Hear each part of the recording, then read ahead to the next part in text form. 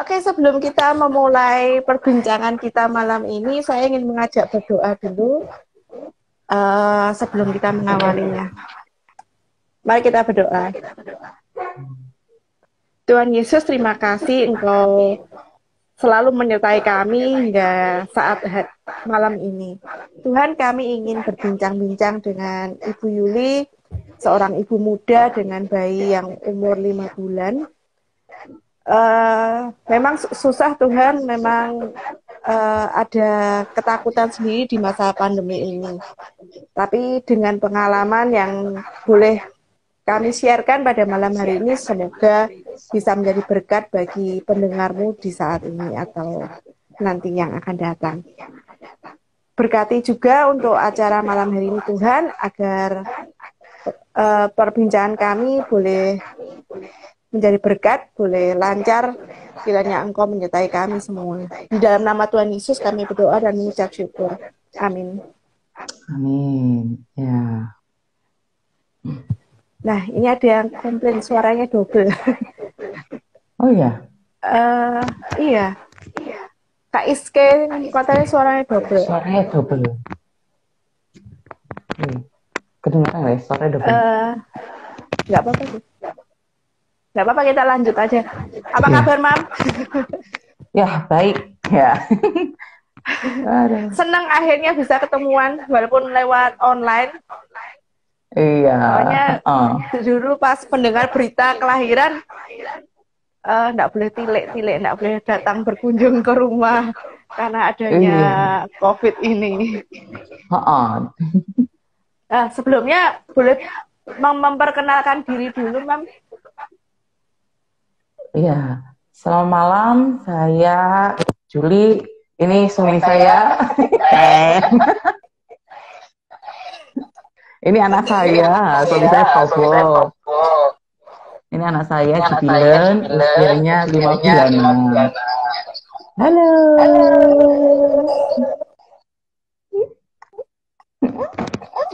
Iya. Seru ya, Mam.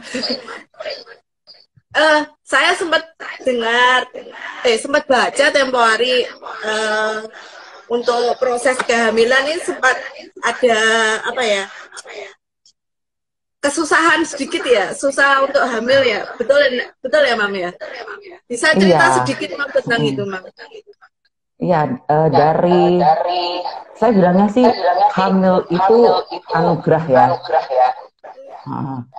Nah, dari muda, dari remaja itu saya tahu saya punya masalah hormon. Jadi kita sebut PCOS ya. Seperti itu. Jadi menstruasinya itu bisa setahun sekali seperti itu.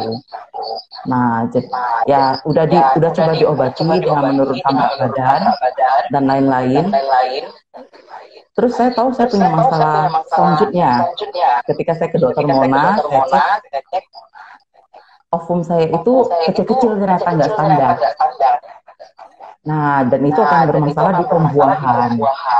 Sehingga pembuahannya akan gagal terus. Jadi perlu dibikin standar ukurannya. Seperti itu. Nah, kalau dari pengalaman teman-teman yang lain, mereka tuh bisa saya bertahun-tahun baru punya anak. Namun bersyukur Tuhan cepat kasihnya gitu. Kita ke dokter bulan Juli atau Juni kalau nggak salah. Terus September itu sudah hamil. Wow. Sudah kasih. Iya. Tapi saya hamil juga dalam kondisi saya darah tinggi sebelum hamil. Nah, seperti itu. Tapi ya bersyukur sih Tuhan pertemukan dokter-dokter yang baik. Ada dokter Mona, ada dokter Gunawan yang membantu proses yang ada sehingga Dilan bisa ada sampai saat ini. Saya kan takut ya darah tinggi. Takutnya aduh anakku prematur nggak lahirnya ya. Terus tiap hari itu aduh detaknya ada nggak ya? Apakah masih ada nggak ya seperti itu. Jadi banyak kekhawatiran sih. Tapi Tuhan tolong. Terus pernah kepikir nak, Mam, selama COVID berlangsung ini kan banyak sekali saran-saran dari dokter, jangan hamil dulu. Tapi ternyata kan waktu COVID datang posisi sudah hamil kan. Pernah kepikiran nggak bakal ada COVID kayak gini? Wah, pastinya kayak yang lain juga nggak pernah kepikiran ya. Gitu. Awalnya itu udah kepikiran, aduh nanti kalau saya hamil, terus melahirkan akan begini, akan begini, akan begini. Terus udah ada rencana tuh, rencana mama akan datang jagain, mama mertua akan datang jagain, seperti itu. Jadi udah ada rencana yang indah-indah lah intinya. Terus juga kerjaan juga udah kerjaan juga udah diselesaikan sebelum kehamilan bulan ke-8. Jadi saya pelayanan di KA Gloria Kasih, bidang anak. Jadi sebelumnya itu kerjaan saya udah saya selesaikan duluan. Nah, tiba-tiba COVID datanglah, membuyarkan semuanya. Kerjaan yang disusun tidak bisa terpakai semuanya, otomatis harus direset ulang lagi, disesuaikan dengan kondisi pandemi. Terus juga para mama-mama tidak akan bisa didatangkan karena bahaya kalau datang. Malah takutnya kan mereka kena COVID seperti itu. Jadi apa yang direncanakan ancang-ancang semuanya buyar sama sekali gara-gara COVID. Jadi setelah kelahiran itu para oma-omanya nggak ada yang datang ya ini? Nggak ada. Iya, satu bahaya di kita, bahaya di mereka gitu. Kalau mama saya sendiri takutnya gini, nanti saya datang, saya di karantina 2 minggu, dia takut dulu. Jadi udah nggak berani lah demi kebaikan bersama, nggak usah. Terus bagaimana itu, Mam? Merawat bayi ini kan sebagai anak pertama ya, Bilan anak pertama, terus gimana itu sebagai orang tua baru tuh biasanya kan pusing. Nah ini kayak apa nih? Nah cukup pusing juga karena kan kita ngeblank ya, newbie gitu ya. Jadi blank sama sekali, nggak tahu apa yang mau dilakukan. Ketika COVID datang, terus mama-mama juga ikut pusing tuh, oma-omanya. Aduh gimana ya, nanti siapa yang masakin ya? Nah biasanya kalau setelah masa melahirkan itu kan ada masa nifas, ada yang masakin seperti itu.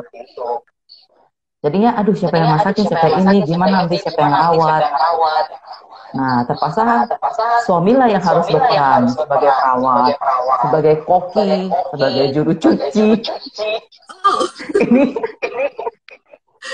sebagai yang jaga. Jadi sebelumnya itu suami belajar tuh resep apa aja. Jadi di dalam budaya saya itu masa nifas itu sangat dijaga. Termasuk makanannya harus makan jahe-jahean gitu-gitu toh. Makan tumisan minyak wijen. Terus nggak boleh mandi sebulan. Itu sih enggak sih, saya mandi sih. Takut tumbuh ulat nanti kalau nggak mandi. Jadinya gitu suami belajar masaknya. Ya, budayanya seperti itu. Jadi suami belajar resep-resep dan lain-lain. Persiapannya mulai kapan itu suami? Begitu tahu semuanya itu. Persiapan masaknya sekitar bulan 4 ya kayaknya. Udah mulai nanya-nanya resep sih kan. COVID itu kan boomingnya Maret ya di Surabaya Maret. Nah, jadi April itu udah prepare oke, ini cara masaknya gimana ya, yang paling mudah aja gimana ya, memanfaatkan slow cooker gimana ya, gitu ya. Yang paling mudah kan slow cooker gitu. Ya gitu, terus merawat bayi gimana, jadi harus lihat YouTube mau nggak mau, mandiin bayi gimana, terus pusar puput itu gimana ya. Jadi ya semua harus pelajaran via YouTube dan via mama, via online. Jadi terbantu banget ya kena YouTube ini ya. Iya, dipilah-pilah juga sih. YouTube itu ada yang benar, ada yang enggak. Iya. Dengan keluarga, caranya gimana nih, Mam? Ini kan jauh-jauhan. Kontak dengan keluarga, minta tolong dengan keluarga. Ini kan jauh-jauhan. Keluarganya dari Mang Yuli dari mana? Keluarga saya dari Medan. Main jauh. Iya, kalau Koprowo kan dari Magelang. Magelang. Jadi ya kontaknya itu ya itu video call. Terus apa yang bisa mama-mama kirim, ya dikirim via paket gitu. Kayak ramuan-ramuan segala macam via paket dikirim. Perlengkapan bayi yang bisa dikirim. Jadi oma-omanya ini membantu sebisa mungkin dengan kirim-kirim barang apa yang kami butuhkan. Para oma belum ketemuan ini kalau gitu ya. Yang Magelang pernah sekali, yang Medan sama sekali belum. Iya. Untunglah ada gadget ya, bisa video call ya. Iya, bisa saling tanya-tanya. Oke. Terus untuk masalah merawat bayi ini kan selama masa pandemi kan kita berusaha untuk menjaga diri tidak keluar rumah ya. Terus bagaimana dengan Jubilan ini masa tumbuh kembangnya, terus vaksinasinya, imunisasi itu bagaimana, Bang? Nah, sama ya, pesan dokter itu ke saya kan, kalau nggak ada penting jangan keluar seperti itu kan. Nah, dan saya juga orang yang tipikal yang lumayan parno gitu. Soalnya kan kalau kena bayi kan kasihan ya. Kalau kena kami kasihan di dia seperti itu. Jadi ya saling jaga itu. Jadi dalam merawat Jubilan ya itu nggak ada yang penting, nggak usah keluar seperti itu. Terus kita sendiri juga jaga diri. Keluarnya hanya ke gereja aja. Ya melakukan protokol kalau udah misalnya ke gereja, terus pulang, ya bersih-bersih segala macam. Untuk vaksinnya sendiri jadi serba salah gitu loh.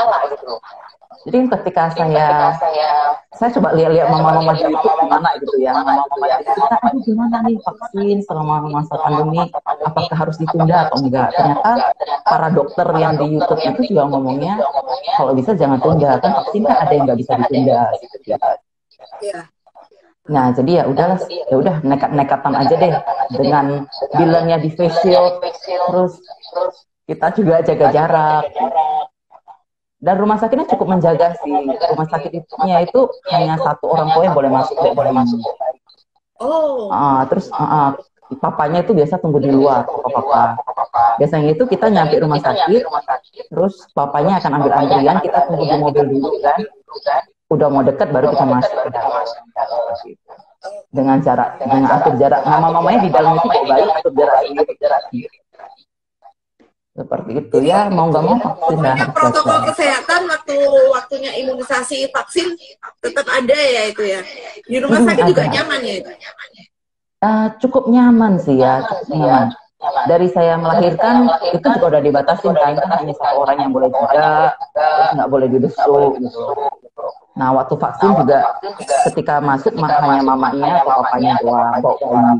Diukur dulu suhunya, terus dikasih sanitizer, dijaga jaraknya, kursinya juga dijarak-jarakin. Biasanya saya masuk ke hampir nomornya saya. Gitu kan ruangannya ber-AC kan. Takut juga. Iya, tunggu di mobil dulu gitu. Kalau misalnya di dalam sudah padat, sudah cukup orang, biasanya disuruh tunggu di mobil dari rumah sakit. Jadi sampai sekarang ya cukup merasa aman ya. Awalnya doang yang parno banget. Ini udah vaksin kelima dan cukup aman. Karena rumah sakitnya juga menjaga. Jadi di rumah sakit pun ya ada antrean ya, para mama-mama dengan bayinya tuh juga ada antrean juga ya. Ya ada antrian dan tidak terlalu padat. Kalau sudah padat tunggu di mobil, nanti satpamnya akan manggil biasanya. Jadi aman ya, untuk vaksin itu tetap harus wajib, jangan ditunda. Karena rumah sakit juga sudah kasih waktu, kasih jarak juga ya. Iya, rumah sakit pasti memikirkan yang terbaik juga. Saya kan orang ketakutan sekali kan karena COVID ini udah tunda aja gitu. Cuman kan akhirnya kan kasihan juga ke anaknya ya. Iya, soalnya ada vaksin yang memang kan nggak bisa tertunda gitu loh. Masanya udah lewat kan nggak bisa diulang lagi. Ya. Sama-sama intinya kita menjaga semaksimal mungkin sambil berserah sama Tuhan. Ya udahlah, akhirnya nanti apa yang terjadi lah. Seperti itu. Jadi tingkat keparnoannya udah mulai berkurang nih. Lebih berkurang tapi masih tetap parno. Saya masih jadi masih jadi polisi buat suami yang melarang nggak boleh ke kafe ya, nggak boleh ke mall ya, gitu. Nah, ini dia muncul ya. Soalnya kan pemikirannya gini, mall itu akan tetap buka. Jadi kita mendingan sekarang menahan diri. Nanti kalau udah lewat semua masih bisa ke mall toh, seperti itu, masih bisa ngasih, nggak ada kata terlambat. Ya udah sekarang mendingan kita tahan diri aja. Oke. Terus bagaimana mengatasi kebosanan, Bang? Ini kan merawat bayi, cuman ada di rumah terus, sama ketemunya sama suami, ketemu sama anak itu gimana ya ngatasi kebosanannya ya? Wah, bosan. Ya, betul sekali. Ya, pandemi ini menimbulkan masalah baru sih ya bagi mama-mama yang baru melahirkan gitu ya. Terus terang saya kadang stres gitu ya, maksudnya bukan stres dalam artian kan nggak bisa kemana-mana. Terus Bilen juga nggak mungkin dibawa keluar gitu. Jadi itu cukup kadang mempengaruhi emosi ya. Nah, kalau udah mempengaruhi emosi dan nggak terkendali kan keluarnya itu dalam berbagai ekspresi tuh. Bisa marah-marah sama suami atau gimana, jadi nggak enak perkataan atau lain-lainnya. Cara ngatasinnya ya. Nggak sampai baby blues ya. Biasanya kan memang ada orang yang kalau punya bayi bisa stres, istilahnya baby blues itu. Nggak sampai ya? Nggak sampai sih ya. Nggak sampai. Soalnya saya punya banyak beberapa pengalaman dengan baby gitu sebelum melahirkan. Mama saya kan dulunya buka penitipan anak seperti itu.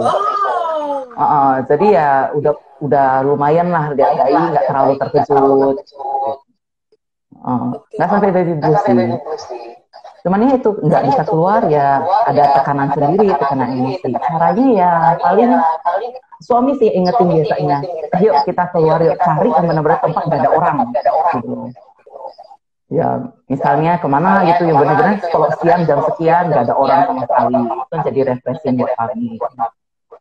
Masih cheating dikit ya kalau gitu ya. Iya, cari yang benar-benar nggak ada orang gitu.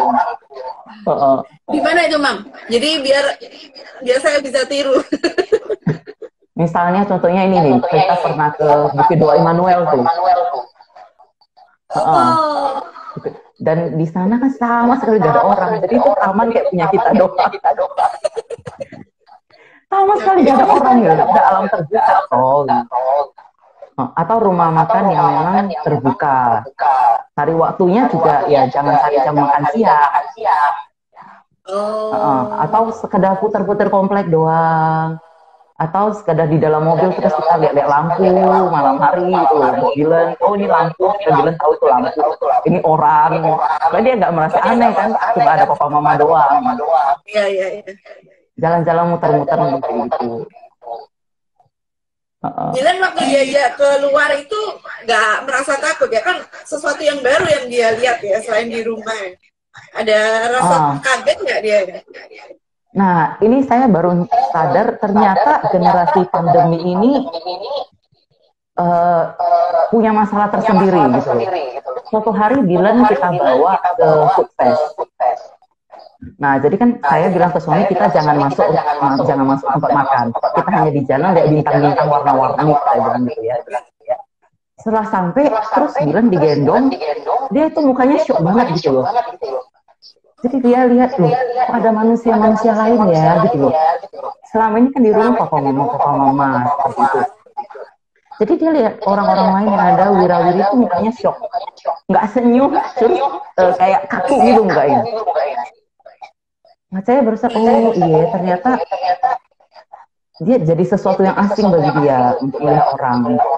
Nah jadi mulai dari itu kita akan biasakan untuk lihat orang misalnya jalan-jalan kompleks setiap sore. Itu loh Bilen, nah itu ada AI, maksudnya AI-nya jauh-jauhan ya. Nah itu ada anjing tuh, ada kucing tuh diperkenalkan gitu. Supaya dia biasa, karena kan saya takutnya dia ansos juga atau takut nggak bisa nempel sama orang lain nantinya setelah pandemi ini lewat. Tapi biasanya memang ada waktunya kok, takut sama orang sama berani sama orang. Oh gitu, saya perlu belajar lagi tuh. Gitu sih kira-kira. Merawat anak ini pernah nggak rewel malam-malam hari kayak gitu bilangnya? Puji Tuhan itu kita dapat anak yang anteng. Nah, jadi waktu hamil saya doa sama Tuhan, kalau kita doa, Tuhan kalau boleh dapat anak yang anteng, mudah dirawat, dan lain-lain, banyak permintaan ya pokoknya ke Tuhan. Termasuk masalah rambut, yang rambutnya banyak, jangan kayak saya, seperti itu ya. Akhirnya kan rambutnya banyak tuh ya. Terus ya Tuhan kasih gitu loh. Malam itu sangat jarang dia rewel. Pernah rewel hanya sekali doang di malam. Jadi dia kalau udah tidur, sekitar jam 8, jam 9, sudah tidur sampai besok pagi tuh jam 6. Tinggal disusuin doang. Disusuin doang, ganti pampers juga diam dianya. Saya bilang gini sih, Tuhan makasih, Tuhan tahu saya punya darah tinggi. Kalau saya nggak tidur malam, darah saya bakal melonjak. Tuhan kasih anak yang sesuai dengan keadaan saya. Tuhan mengerti keadaan saya itu. Itu jadi rasa syukur tersendiri sama Tuhan. Itu dambaan semua mama-mama itu. Iya, anteng sih, baik. Sama sekali belum pernah panas juga ya, kena vaksin imunisasi itu Dilan juga nggak panas ya itu. Belum. Puji Tuhan sih belum pernah. Mungkin ya itu saya ngomong ke suami sih, aduh Tuhan tahu sih ya, maksudnya kita ini kan masih mimpi masih bodoh-bodoh ya gitu istilahnya ya. Kalau misalnya anak panas kan kagetan sebenarnya. Jadi ya sampai sekarang sih ya nggak pernah demam, nggak pernah panas. Ya baik-baik aja sih. Iya. Enak banget, Mama. Kalau rewel-rewel ya biasa lah ya, anak pasti rewel. Rewel-rewel biasa. Itu kalau misalnya rewel-rewel biasa, papanya sudah bisa ngomong, sudah bisa nidurkan juga, bisa ya? Sekarang si Bilen ini karena dekatnya lebih ke saya, jadi saya itu jadi objek lekatnya. Karena kan di rumah terus nih. Meskipun saya pelayanan, kan saya pelayanan dari rumah. Nah, berapa waktu yang lalu, bulan pertama sampai ke-4, hampir bulan ke-5, ketika saya harus tinggal untuk rekaman ke gereja, meraung-raung dia. Jadi pernah sekali itu ya, tinggal di rumah kan selama 3 jam, terus habis itu dia meraung, nangis. Sampai papanya telepon video call. Gitu. Kan masanya dekat-dekatnya banget. Mamaku mana? Dia nyari kan, gak ada mama, gak ada objek lekatnya, jadi tante gitu. Tapi sekarang sih udah mulai lumayan lah. Papanya juga udah tahu caranya gimana kan, jadi digendongin, dimasukin apa. Meskipun tetap takut sih. Tetap pesan-pesan Dilan, nanti mama akan rekaman ya, 3 jam ya, biar mas papa ya, papanya jangan dikerjain ya, gitu deh. Jadi anak ternyata bayi pun bisa diajak komunikasi, bisa diajak kerjasama. Gitu. Sekarang sih udah oke sih, papanya udah lumayan tahu caranya. Sudah bisa membedakan tangisannya Dilan kalau gitu ya. Ini tangisan lapar, ini tangis sakit, atau sudah bisa ya gitu ya. Itu mungkin papanya belum ketahuan. Kurang trainingnya kalau begitu. Iya, perlu training lebih lama sama Dilan, mungkin ditinggal. Oke.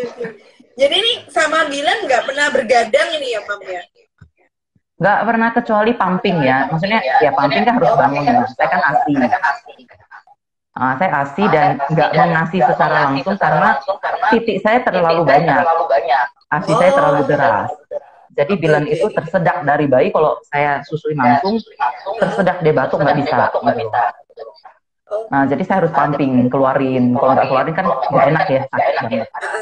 Paling saya bangun pumping doang, terus nyusuin dia nggak rewel, ya udah tidur aja. Wow, enak sekali. ayo produksi lagi satu. Sudah, terima kasih.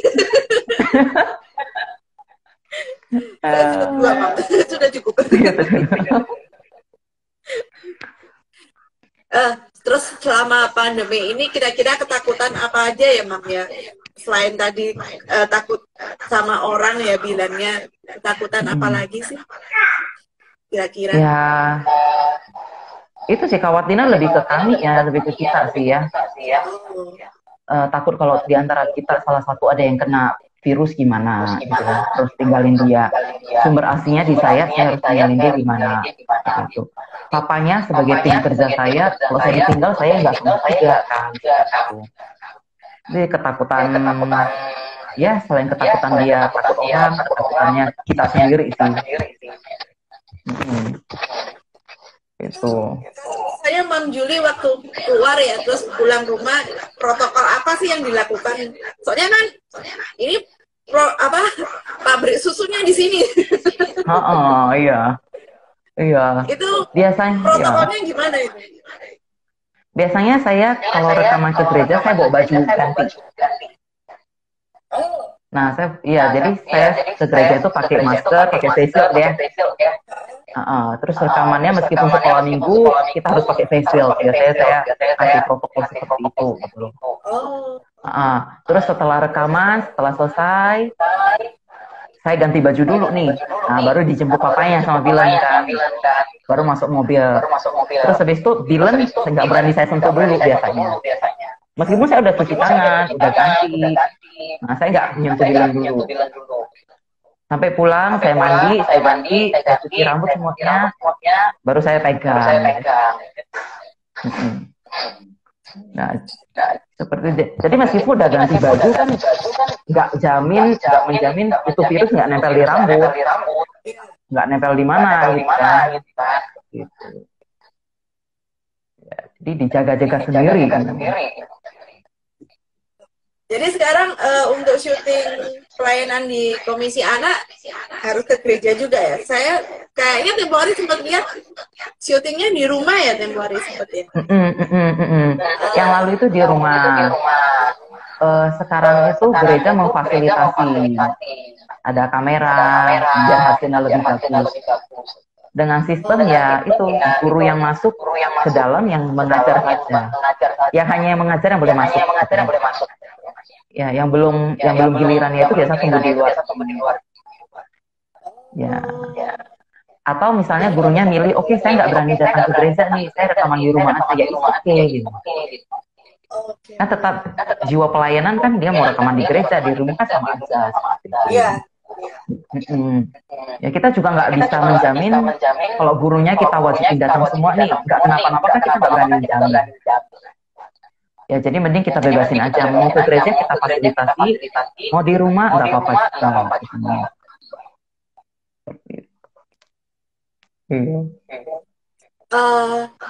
Merawat Bilan ini kan lewat YouTube untuk belajar, mandiin juga lewat YouTube juga ya ini. Itu berapa lama akhirnya berhasil memandikan itu? Oh, kalau saya gagal total sih ya, saya gak berani. Dari bayi sampai sekarang itu papanya yang mandiin. Biasa nih, Papa Probor luar biasa. Jadi kan dia merah-merah ya, maksudnya bayi merah-merah kecil. Saya itu sama sekali gak berani gitu, takut sekali. Jadi papanya akhirnya belajar sendiri. Saya belajar yang lalu itu biar semua. Terus papa belajar cara mandiin gimana, berani sekarang. Terus ya itu sih papanya sih.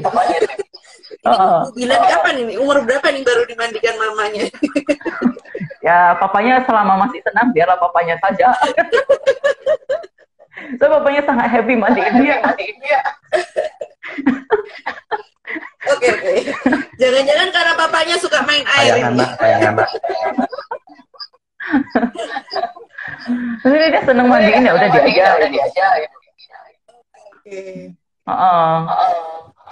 Terus untuk persiapan ini kan bulan depan sudah waktunya empasi ya, 6 bulan ya. Sudah ada persiapan kan? Ya kembali lagi sih kita modal YouTube ya. Modal YouTube lagi.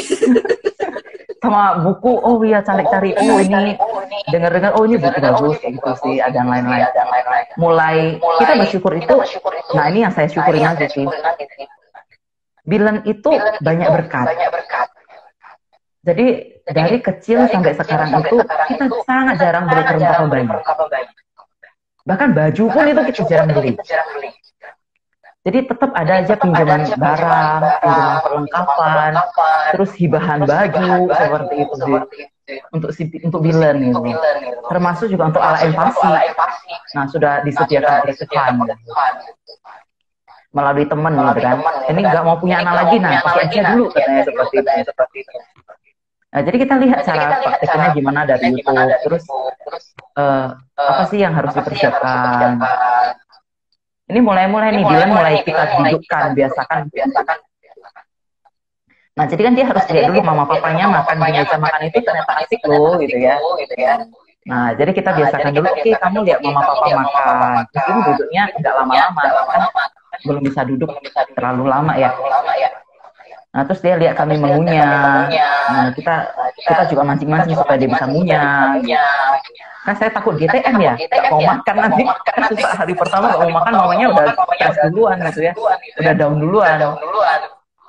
Biasanya sih kalau pertama pasti dikeluarin kok, dilepeh-lepeh kayak gitu kok. Jadi santai aja. Ya, semoga dia serakus minum ASI, begitu juga minum makanan. Aduh. Seru ya ternyata ya, mempersiapkan tiap. Ini kalau mempersiapkan jauh-jauh hari juga nih untuk empasinya ini. Iya, kita jauh-jauh hari belajar ya. Sudah pernah incip-incip ke Bilen atau belum? Nah, belum sih ya. Soalnya sesuai dengan YouTube lagi ya. Ada yang bilang sudah boleh, ada yang bilang belum boleh. Mungkin nanti kalau sudah mendekati 6 bulan pas baru kita cicipin dikit. Cicipin dikit. Biasanya kan ke dokter anaknya tumbuh kembangnya kan biasanya mereka juga bisa share, kasih petunjuk gitu. Nanti bisa tanya-tanya juga sih. Iya, nanti vaksin ditanya.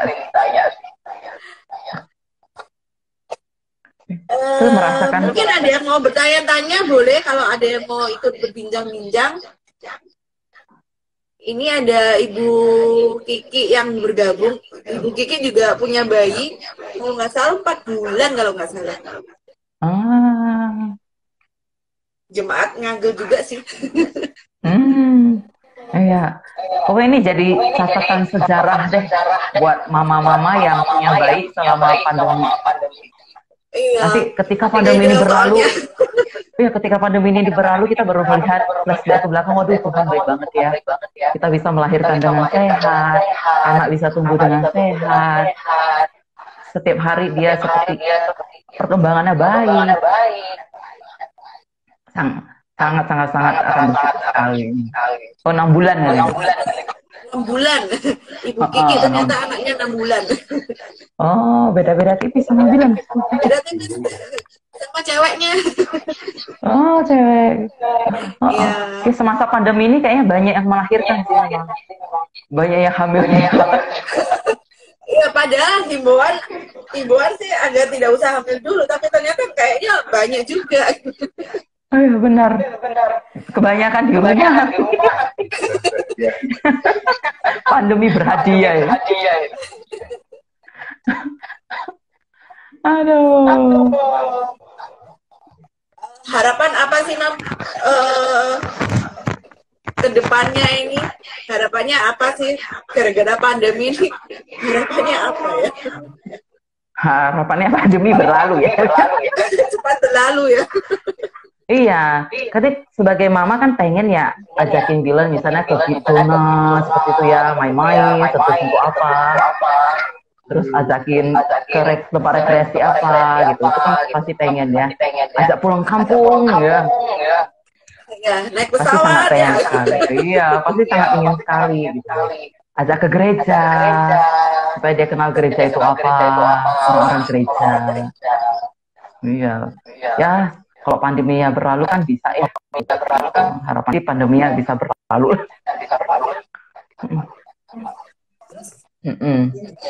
dalam merawat Dilan ini, Dilan sudah diperkenalkan Kak dengan Tuhan Yesus gitu? Oh, sudah, pastinya dong, ya. Ya pasti ya. Iya, Gimana Bang dari caranya hamil, Bang? Boleh dong Iya, kasih cerita dikit. sepanjang dari hamil ya, dari hamil itu meskipun bolong-bolong ya, nggak teratur ya, kita baca Mazmur biasanya. Karena saya percaya itu dari kandungan anak juga bisa diajak komunikasi, bisa diajak berdoa, bisa diajak bernyanyi, bisa nyanyi lagu rohani. Gitu. Ketika dia lahir, terus, nah kita punya ini nih, Alkitab kecil Bu. Jadi tiap malam itu saya papanya yang ceritain gitu, gantian sih ya. Apa yang ceritain tentang Tuhan, apa ciptaan Tuhan, Tuhan itu baik, pelihara Dilan. Terbantu sih dengan adanya buku yang seperti ini, yang simple. Full gambar ya masih ya? Full gambar dan membantu orang tua sih menurut saya kan ini. Jadi kan ini kan seri, dia ada seri penciptaan tentang Tuhan Yesus, terus tentang hewan. Nah, bagi saya mungkin yang paling menarik itu buat anak sekecil itu hewan ya. Orang tua juga bisa menirukan suara, kalian anak belajar tentang hewan, seperti itu. Jadi di dalamnya itu ini ada ceritanya, terus bisa kita kembangin dan ada gambarnya. Nah, awalnya ya Dilan kita ceritain, terus sekarang itu, ayo Dilan sekarang milih, jadi bukunya gini, terus kita ajarin dia untuk pegang, dia mau pilih yang mana, lembarannya. Ajarin buka buku supaya dia cinta buku. Daripada pakai set ya. Responsif ya, seneng gitu, dia pegang-pegang, tepuk-tepuk. Soalnya kita rindu itu dari kecil perkenalin buku. Soalnya anak dari kecil kalau misalnya kebiasaan dikasih tab nanti jadinya lebih sering tantrum ya. Terus matanya kan nggak bagus juga. Sebisa mungkin sih kita perkenalkan buku ya. Ada nggak kebiasaan waktu pas hamil kan sudah diperkenalkan ya diajak doa. Ada nggak dia respon kira-kira waktu hamil sama sekalian yang sudah di luar ini, ada nggak kebiasaannya yang sama waktu masih di kandungan? Dia sih ya, saya nggak tahu ya ini apakah dia ingat lagu atau enggak gitu ya. Responnya mungkin gini ya. Ada satu lagu yang saya sering nyanyi nih waktu di kandungan.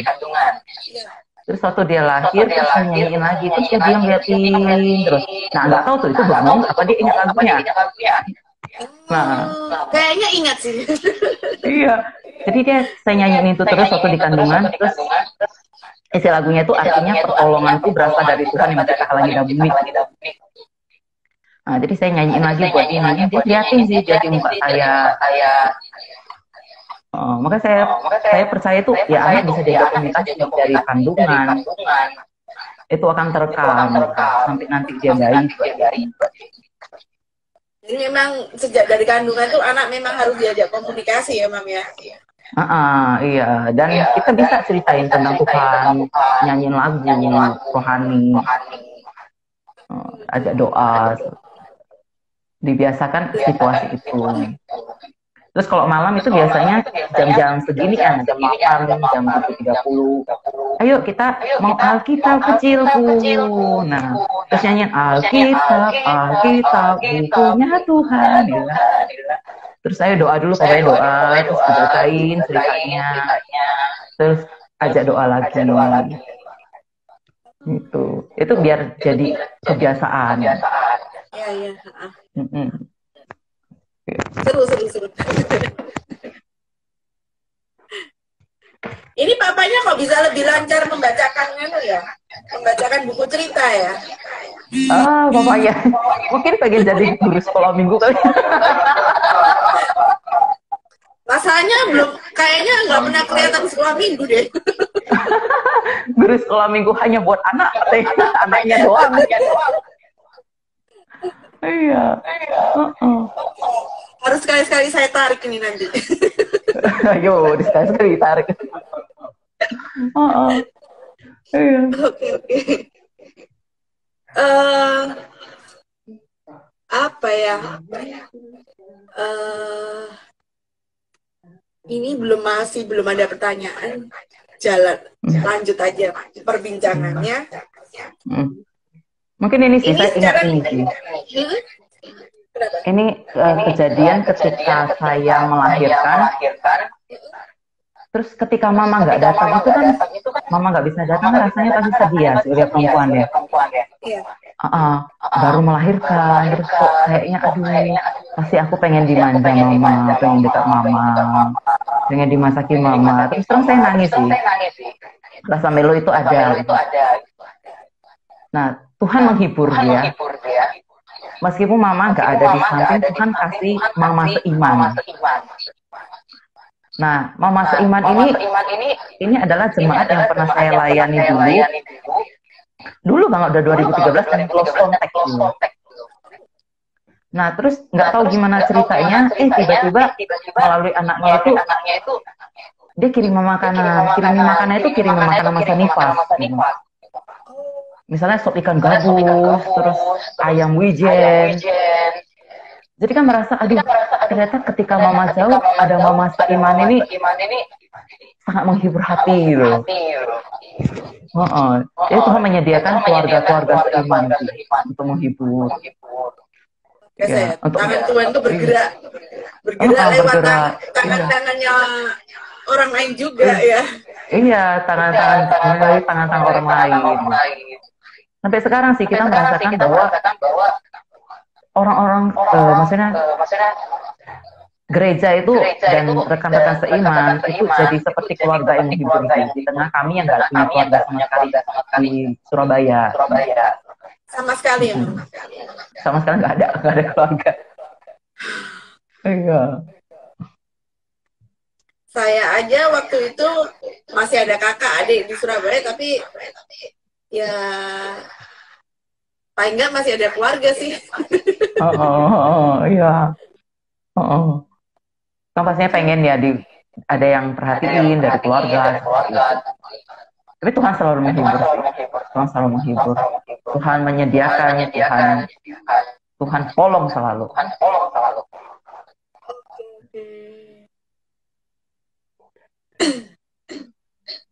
Terus Bilan ini kalau tidur jam berapa ini? Ini fluktuatif nih. Kita lagi mencari pola ya.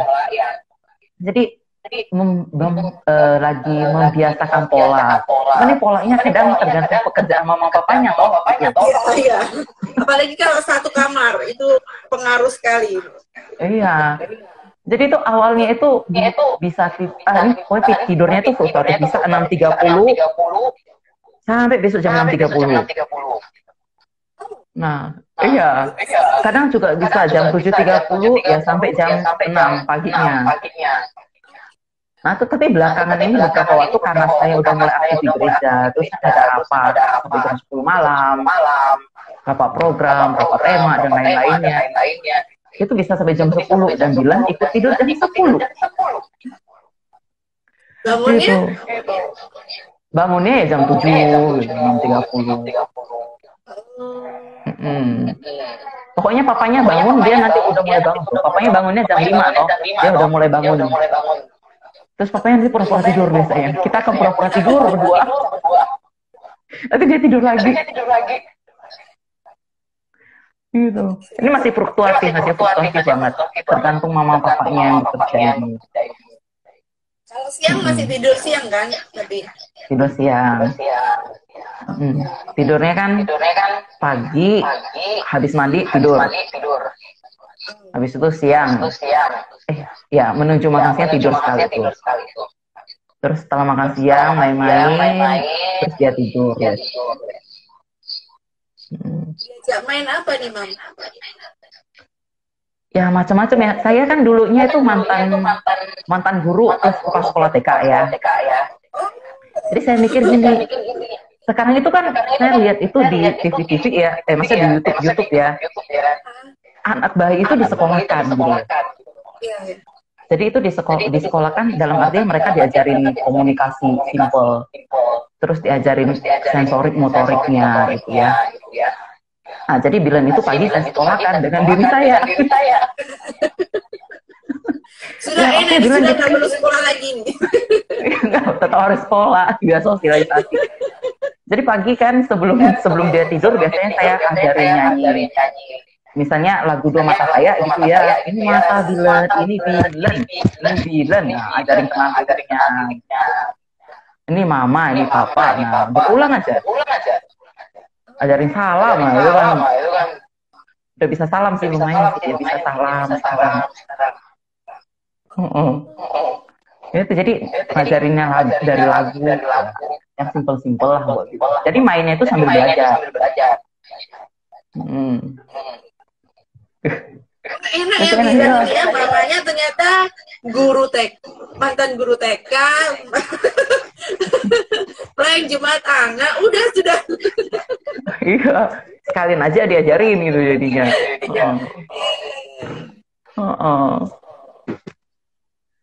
Ada rencana nggak, Mam, nambah lagi? Tidak dulu. Jangan waktu pandemi ini ya, Mam ya. Enggak. Jangan dulu deh. Aduh, mending satu dulu dididik dengan baik dulu. Intermezzo, Mam. Iya. Oke. Mam, terima kasih ya perbincangan malam ini ya. Semoga tidak mengganggu acara pekerjaannya. Enggak, sama-sama. Dan semoga saling berbagi. Malam lagi nih, gara-gara kan mamanya diundang untuk online 1 jam, nanti tidurnya molor 1 jam nih. Enggak ada. Aduh. Oke. Terima kasih ya, Mam, ya, untuk perbincangan malam hari ini. Ini sudah tinggal sisa waktu 9 menit. Terima kasih banyak. Semoga perbincangan ini boleh menjadi inspirasi juga buat mama-mama yang melihat AJ Live ini. Dan semoga corona pandemi ini segera berlalu. Harapan semua orang juga biar kita bisa hidup dengan normal, walaupun akhirnya juga harus new normal juga ya. Iya benar, harus membiasakan diri sih. Ini kalau boleh sebelum berakhir ya, ada satu tips yang mau saya berikan. Dalam masa corona gini kan papa mama akan di rumah nih. Ya, kebiasaan dulu kan papa punya pembagian ini, mama punya pembagian ini nih. Nah, ketika kita corona seperti ini satu rumah, otomatis kita harus berperan jadi satu tim. Tidak ada yang namanya pekerjaanku. Yang ada adalah pekerjaan bersama, pekerjaan kita.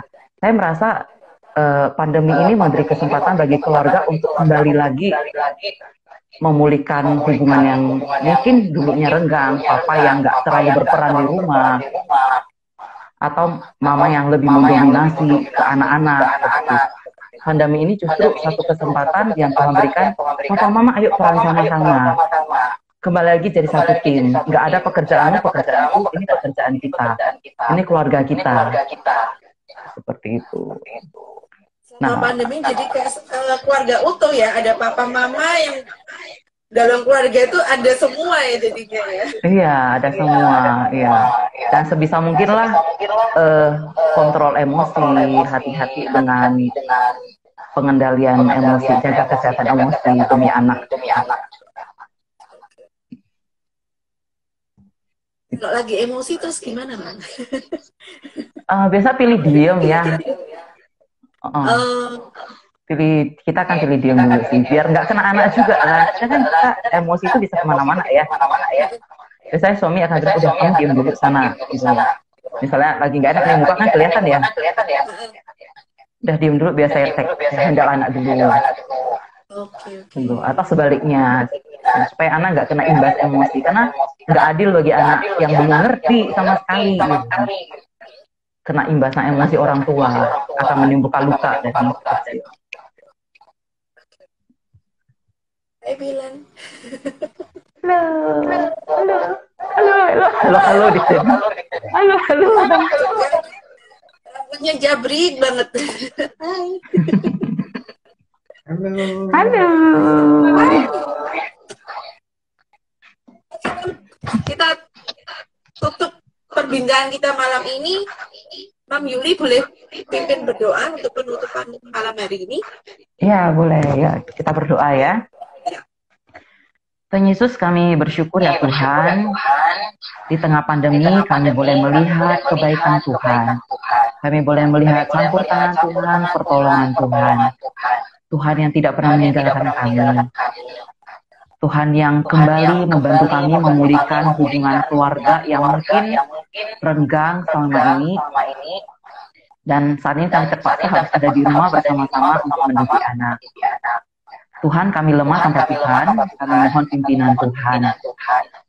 Berdoa buat setiap keluarga yang ada, Tuhan yang menjadi kepala kami, Tuhan yang memimpin kami. Bantu kami, berikan kami hikmat untuk mendidik anak, untuk memuridkan anak-anak kami. Terima kasih ya Tuhan, terpujilah Engkau. Dalam nama Tuhan Yesus kami berdoa. Amin. Iya, sama-sama. Yo, bye. Terima kasih ya kesempatannya. Iya.